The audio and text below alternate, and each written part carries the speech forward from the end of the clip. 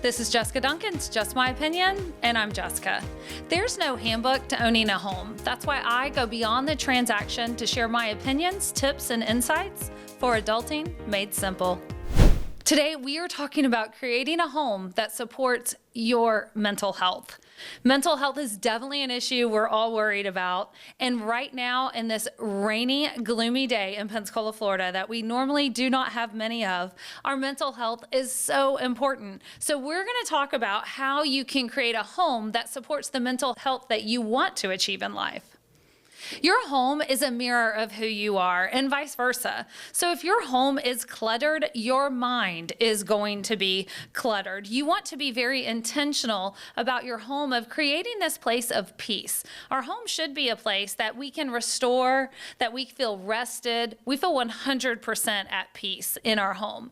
And if your home is too cluttered, there's too much going on there, and you can't relax in your own home, you're not going to achieve that balance of mental health and peace. There is definitely enough chaos out in the world, whether we're going to the grocery store, trying to find a parking spot.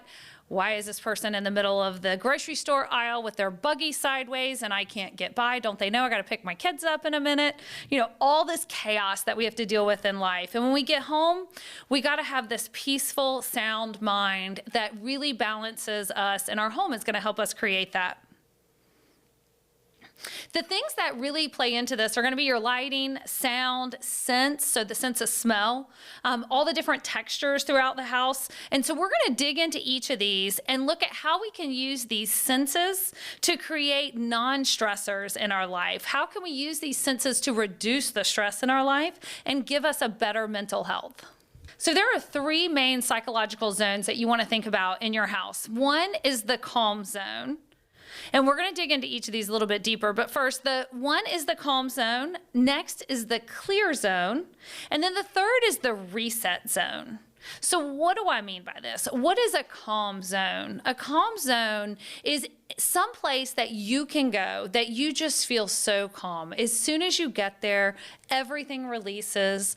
All the day stresses go away. And this could be different places in your home for different people in your home. It may be a cozy chair by a window with a reading area. It could be a chaise lounge that overlooks the pool.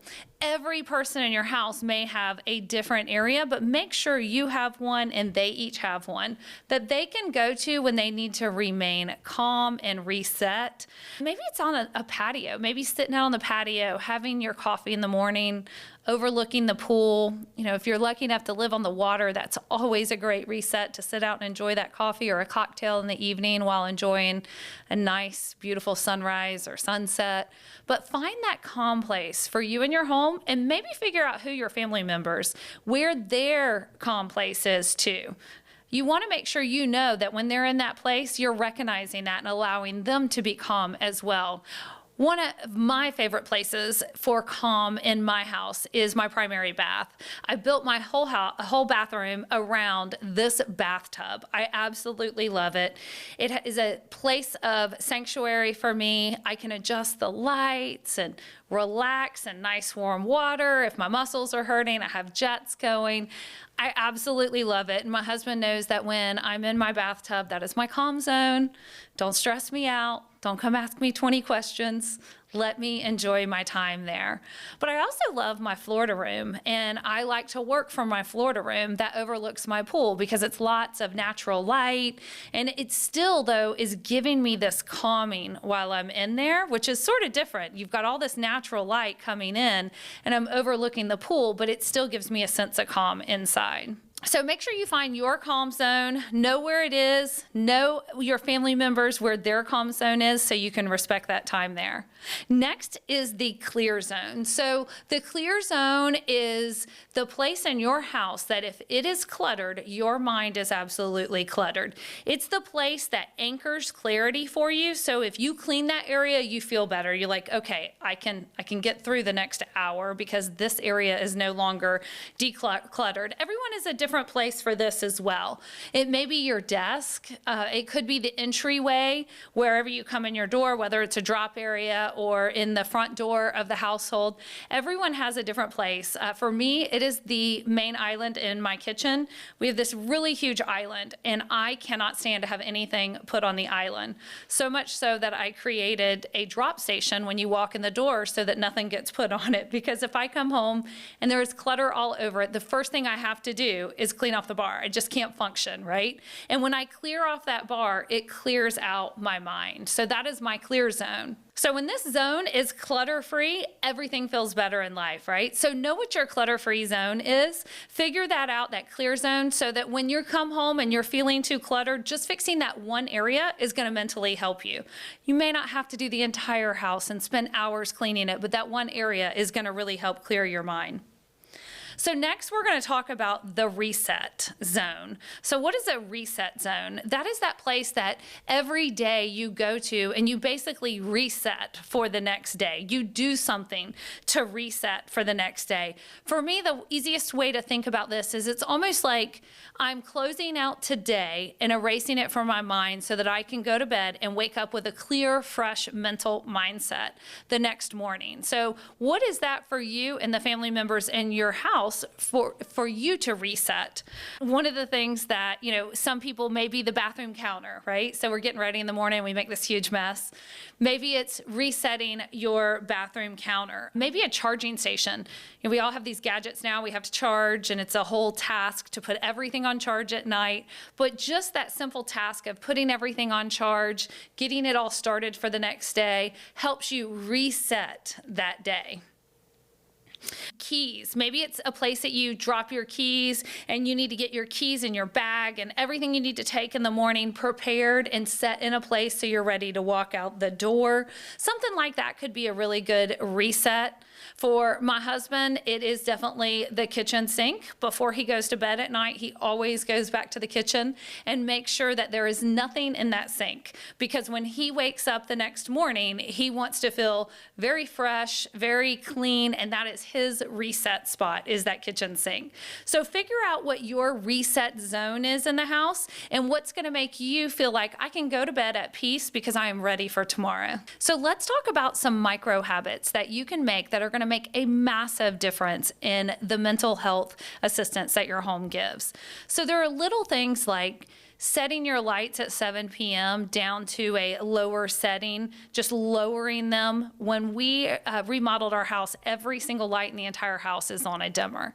And that is so that as we start to wind down in the evenings, we can lower the light setting and really get into that mindset of resting, preserving our central nervous system so that we can go to sleep and reset for the night.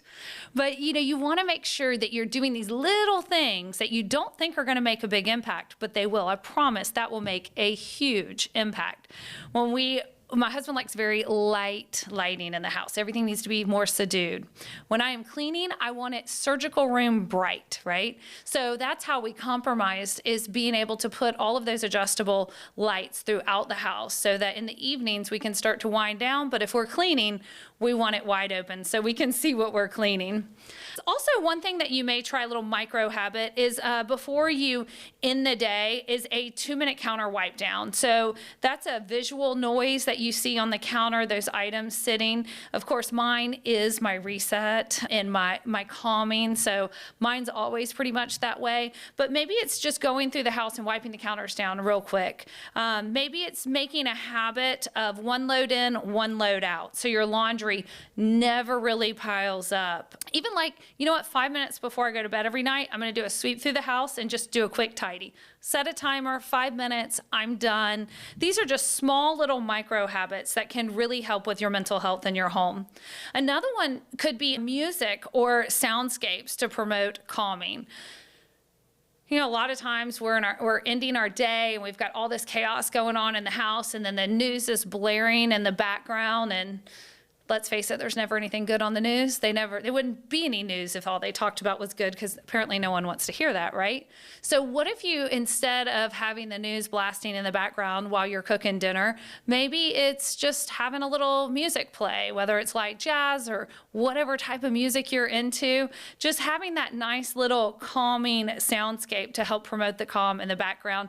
Even if that means rocking your head out to some heavy metal, it could be calming for you, and that's what's important about it. So you notice we've talked a lot about the different sensories, right? So we're going to dig into those a little bit deeper, how you can really design this house with very low effort but make a high impact on your mental health. One of them is lighting. So different lighting will evoke different emotions in different people. They say technically that a warm light, which is going to be more of a yellow light, is more calming for most people. For me, I actually prefer a bright white daylight light. The sun and natural light are very calming to me, and it's something that I seek a lot. So for me in the house, I love to have bright white lights, even if I have to dim them down some. But for you, it could be a warm light with that yellow tone. Probably not a red light. I'm just going to say red is a little angry. At one time, I thought I wanted to paint my bedroom red. Not a good idea. Red invokes anger. So just think about things like that. Think about those colors. Think about the lighting. Maybe it's providing more lamps instead of just overhead lighting. If you don't have the luxury of being able to use all the adjustable lighting throughout your house, maybe it's setting up a couple lamps so that you can turn those overhead lights and make some indirect lighting happen. Maybe it's lighting a candle. Maybe it's when you're soaking in that tub in the evening, you light a candle and turn the overhead lights down. Think about how you can use lighting to perform better mental health on yourself throughout the home. Now let's talk about the sense of smell. So this is huge. Obviously, if your house stinks, you're not going to be in a good mental place. So you got to keep it clean. But let's take it a little bit further. How can you use smells to really adjust how you're feeling in your mental health and in even a certain mood, to change your mood and change your mindset? One of them I'm sure everyone's heard is lavender. Lavender is great to help you sleep. If you're a crazy oil chick like me, I love my oils. I think they're amazing. No, I don't think they'll cure cancer, but I do think they can do light things like this and just change my mood and my attitude. I love, if I'm having a tough time sleeping, I am going to put some lavender oil in my diffuser. I may even mix up some and spray my bedding with it, just to give me that nice smell of lavender, which is mentally going to help relax my mind. On the same time, though, I also like, in my office, I like to use a tangerine oil. If I'm in my office and I'm really working on something very creative and I'm writing maybe a property description and have to figure out how to word this so that it makes sense to others and people get excited about this, I need to get really creative because there's something crazy about this house that most people wouldn't like, but I got to present it in a way that attracts the right person, right? So tangerine is great for that. I'll put some tangerine in my diffuser and just let it go, and I swear it's like the sparks just start going in your mind. Clean linen. Obviously, this became huge about 10 years ago. Everyone wanted the candle that smelled like clean linen. The reason why is if it smells clean, we think our house is clean. It's a mental effect that's happening. So by having the clean, fresh smelling candles or room deodorizers or smells, it's going to really relax you. Now be careful, because you can have too much overpowering that can create a whole nother mental issue. So just make sure everything is very light, subtle, and is more of a natural smell. I love fresh eucalyptus in my shower. I take a shower every single morning, and so when I wake up and I get in the shower and that steam hits the eucalyptus, it just brightens my mood for the day. It's hard to have a bad day when you wake up smelling eucalyptus. Unfortunately, I don't always get to have fresh eucalyptus in my shower. I don't yet have a flower delivery service set up to make sure this happens. So I'll get it when I can, but if I can't, I have some oils that I'll use that, again, just help make my day absolutely wonderful. So we talked a little bit about sounds earlier when we were talking about the music and the kitchen, but let's talk about how we can take it even further. You know, maybe it's sounds of the ocean or storms at night that you can have playing in your bedroom that help you really relax and go to sleep just listening to the slow roar of the thunder. I love that. I mean, the best sleep is always when it's storming, right? Some people, though, the storms may scare them. That may not be their thing. Maybe it's, the sound of crashing waves. Maybe it's just white noise. Some people like a fan in the background. My husband is one of these people that loves silence. He can just sit in silence and relax. I cannot. I have to have something to distract my mind. So think about how you can use sounds throughout the house, either to adjust your mind or also to figure out when you're in a certain mindset, how to correct that. One of the things in our bedroom when we remodeled that we wanted to make sure we included was a way that we can create an overwhelming storm in our bedroom. I like the sound of that storm. I like to hear the thunder rolling in. So being able to create with a great sound system in there, feel like I'm sleeping in the middle of a thunderstorm, even when it's not happening, will help me sleep so much better. So think of things like that you can do in your house. We're also going to talk about texture. So texture is something a lot of people forget about, but it really does, whether you're touching it or just looking at it, it does have some mental effects on you. Maybe it's some plush pillows. Maybe when you walk into your bedroom and you see all those plush pillows stacked up, it just makes you want to dive in. I know we have this awesome duvet that I love. It's like a cloud. It looks like a cloud. And as soon as I walk in the bedroom, I see it, I just want to get inside it, right? Because I know it's going to feel like I'm sleeping on a cloud. Maybe it's a little cozy blanket. In the living room, I keep a wonderful UGG blanket that feels like soft fur almost. And so whenever I'm there trying to unwind, maybe watch a little TV before going to bed, I'm going to grab that and that texture. And also rugs. Rugs really create some softness.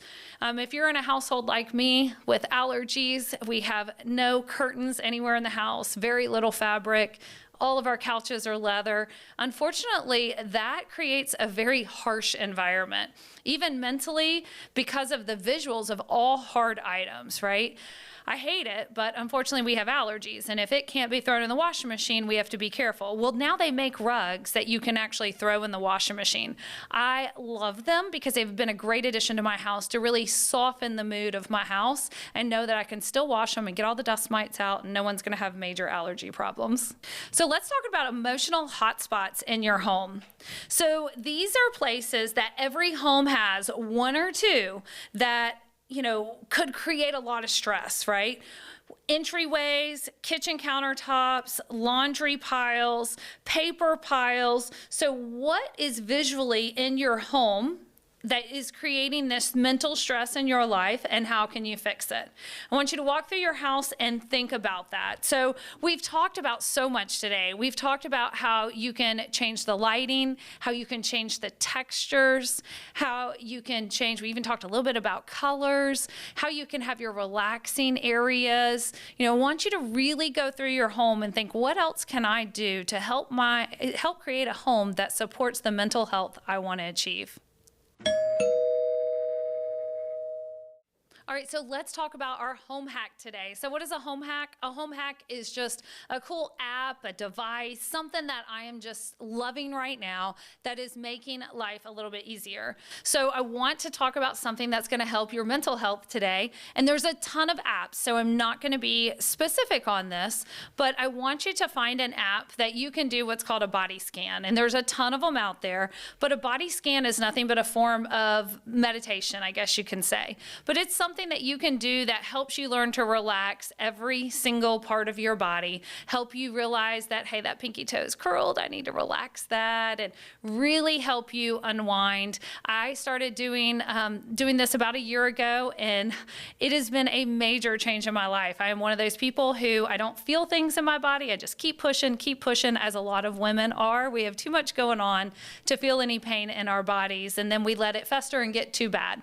This has been great for me to really be in tune with what is going on in my body and what I need. So definitely find an app that does that. There's a ton of them out there, and try to spend 10 minutes at least twice a week doing it if you can't every day. But that's my home hack of the week. I hope you enjoy it. This has been Just my opinion. I hope you enjoyed the show today. If you have any questions, please DM me. If you have an idea for the show, I'd love to hear from you. Message me, DM me, give me a call. I might just have you on the show.